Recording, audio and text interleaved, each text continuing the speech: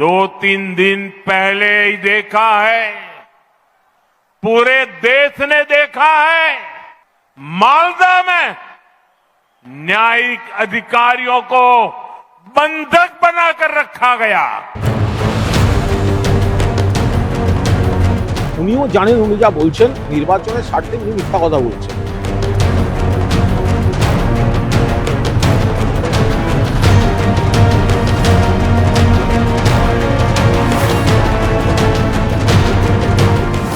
CN ডিজিটালে আপনাদের স্বাগত। আপনারা দেখছেন বাংলার ব্যালট যুদ্ধ, আর আমি আপনাদের সঙ্গে রয়েছি মণি ভট্টাচার্য।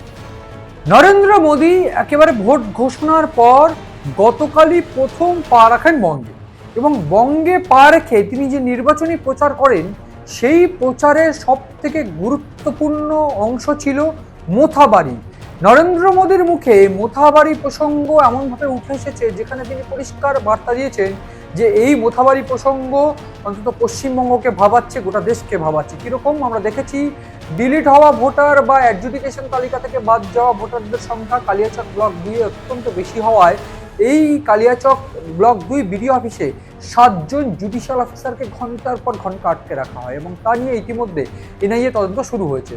এইবার ঠিক সেই প্রসঙ্গকে তুলে ধরে কার্যত নির্বাচনী প্রচারে তুলোধনা করলেন তৃণমূলকে। নরেন্দ্র মোদী এই এদিনের সভা বা গতকাল তিনি কোচবিহারে যে সভা করেছেন সেইখান থেকে পরিষ্কার করে বলেছেন যে মোথাবাড়ি প্রসঙ্গ এমন ভয়ানক প্রসঙ্গ যেখানে বিচারপতিদের আটকে রাখা হচ্ছে, অর্থাৎ যে বিচারক বা বলা ভালো যে বিচার ব্যবস্থার উপরে এরকম আঘাত নামিয়ে আনা, তাহলে সেক্ষেত্রে বিচারপতিরা যদি সুস্থ না থাকতে পারে, তারা যদি সেফ না থাকতে পারে, তাহলে সাধারণ মানুষের নিরাপত্তা কোথায়, তা নিয়ে তিনি প্রশ্ন তোলেন। যদিও তার পাল্টা একেবারে নরেন্দ্র মোদীর এই বক্তব্যকে কটাক্ষ করে তৃণমূলের ভার্সন বা তৃণমূলের কটাক্ষ বা তৃণমূলের বক্তব্য যে এই সমস্তটাই বিজেপির সাজানো। যদিও নরেন্দ্র মোদী এই যে বক্তব্যটা একেবারে তুলে ধরেছেন মোথাবাড়ি কাণ্ড প্রসঙ্গে তিনি পরিষ্কার করে জানিয়ে দিয়েছেন যে এ রাজ্যে তৃণমূলের গুন্ডারাজ চলছে। যদিও এই গোটা ঘটনায় বলে রাখা প্রয়োজন যে যেদিন ঘটনাটি ঘটেছে সেদিন এবং তার পরের দিন এই মালদা মুর্শিদাবাদ চট্টগ্রামে প্রচারে ছিলেন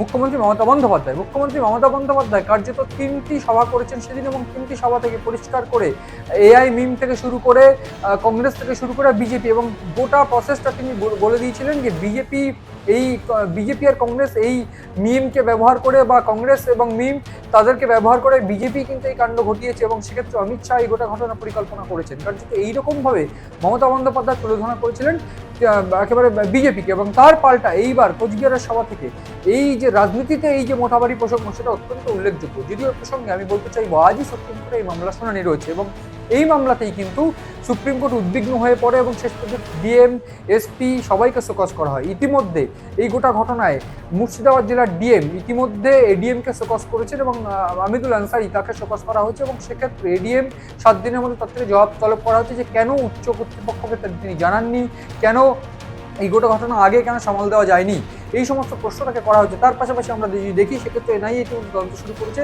এনআইএর একটা 25 পাতার রিপোর্ট ইতিমধ্যে কিন্তু আইজি সোনিয়া সিং তার হাতে পৌঁছেছে, এবং তিনি কিন্তু সেটা নিয়ে দিল্লি পৌঁছেছেন, এমনটাই কিন্তু সূত্রের খবর।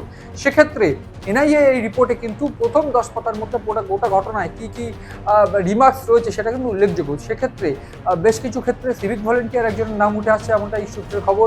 সেক্ষেত্রে মোফাক্কারুলের সঙ্গে কথা হয়েছে, মোফাক্কারুলের সঙ্গে কী কথা পুলিশে রয়েছে তেমনটা কিন্তু উল্লেখযোগ্যভাবে এই রিপোর্টে রয়েছে। তার পাশাপাশি ইতিমধ্যে এনআইএ আধিকারিকরা তারা কিন্তু চিঠি করেছেন ইতিমধ্যে আয়কর বিভাগকে, এবং মোফাক্কারুলের নামে বেশ কিছু অভিযোগ রয়েছে। এই ধৃত মোফাক্কারুল তিনি তার কিছু উইংস এই সন্ধ্যাবেলায় মোথাবাড়ি চত্বরে এবং কালিয়াচক চত্বরে বৈঠক করেছিলেন এর আগে, এমনটাই কিন্তু সূত্রের খবর এসে পৌঁছচ্ছে, এবং তা নিয়ে কিন্তু রীতিমতো উদ্বিগ্ন হয়ে পড়ে এনআইএ।